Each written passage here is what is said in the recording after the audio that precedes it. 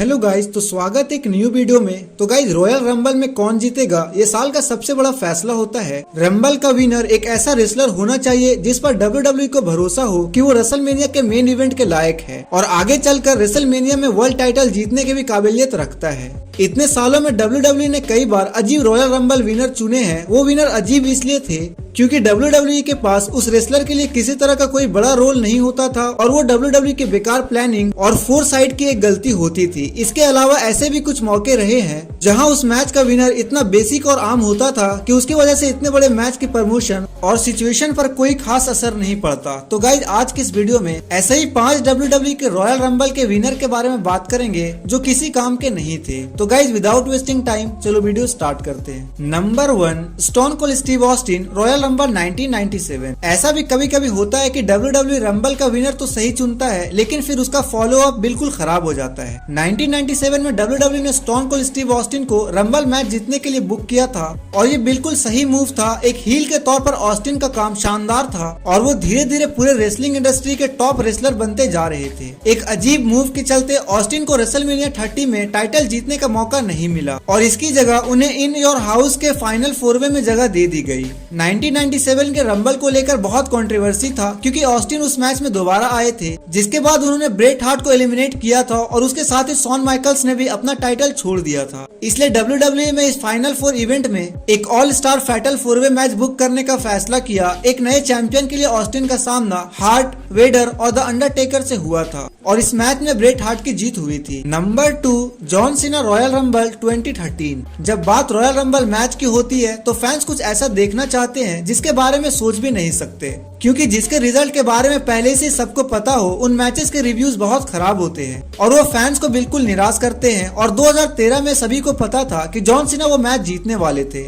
ऐसा बताया गया था कि रेसलमेनिया 29 में जॉन सीना और द रॉक का WWE टाइटल के मैच होने वाला था। ये रंबल मैच बिल्कुल बेजान था और जैसा कि सबको पता था जॉन सीना ये मैच जीत गए। हालांकि सीना की स्टार पावर बहुत ही बड़ी थी लेकिन ये WWE के लिए एक नया स्टार बनाने का बेहतरीन मौका था। रेसलमेनिया 29 में वर्ल्ड टाइटल के लिए मैच अभी भी होने वाला था लेकिन WWE ने अभी तक अल्बर्टो डेल रियो के लिए कोई अपोनेंट नहीं चुना था। डॉल्फ जिगलर या क्रिस जेरिको जैसे रेसलर को मैच जीते हुए देखना एक अच्छी सरप्राइज हो सकती थी और इससे मैच के बारे में फैंस की राय भी बदल सकती थी और इसके साथ ही WWE सीना को एनुअल एलिमिनेशन चैम्बर में जीत दिला सकती थी। चैम्बर मैच में जीत दिलाकर अभी भी रेसलमेनिया में जॉन सीना और द रॉक का मैच करवा सकती थी। चलो बात करते हैं number 3, seems, royal rumble 2012। Guys, 2012 के रंबल के दौरान ज्यादातर लोगों को फोकस क्रिस जेरिको पर था। जेरिको कुछ समय पहले ही कंपनी में वापस आए थे और फैंस रेसलमेनिया 28 में जेरिको और सीएम पंक मैच को लेकर उत्सुक थे। फैंस की पूरी उम्मीद थी कि जेरिको ये रंबल जीतेंगे, लेकिन जब सेमस ने जीत हासिल करी तो सभी लोग हैरान हो गए थे। किसी को भी उसकी उम्मीद नहीं थी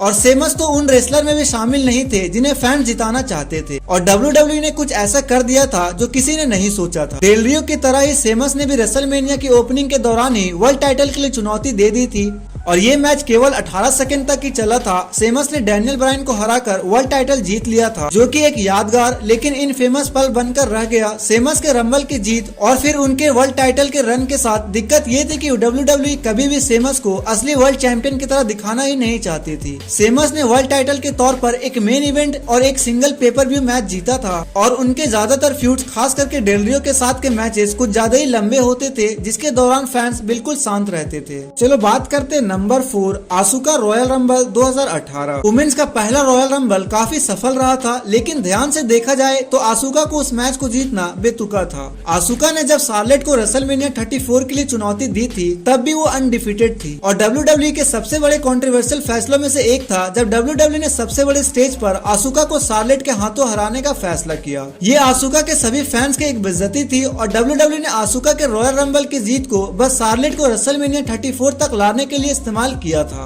नंबर 5, अल्बर्टो डेल रियो, रॉयल रंबल 2011। WWE को यकीन था कि वो कंपनी के अगले बड़े सुपरस्टार बनने वाले हैं। डेल रियो रिंग में कमाल का काम करते थे और वो सच में ऑडियंस को बहुत पसंद आते थे। WWE ने डेल रियो को 2011 में रंबल में जीतने के लिए बुक किया और ये लोगों को अच्छा भी लगा क्योंकि उन्हें पहले ये लग रहा था कि ये रंबल या तो जॉन सीना या फिर रैंडी ऑर्टन जीतने वाले थे। डेल रियो की जीत से दिक्कत ये हुई कि उस समय तक WWE और WWE के फैंस दोनों को ये तय नहीं कर पा रहे रहे थे कि डेल रियो वर्ल्ड चैंपियन बनने लायक थे या नहीं। इसी वजह से रेसलमेनिया 27 की ओपनिंग में डेल रियो ने एज को वर्ल्ड टाइटल के लिए चुनौती दे दी थी। तो WWE ने एज को जिताने का फैसला किया, जिसकी वजह से डेल रियो का रंबल में जीतना सबके लिए समय की बर्बादी बन गया।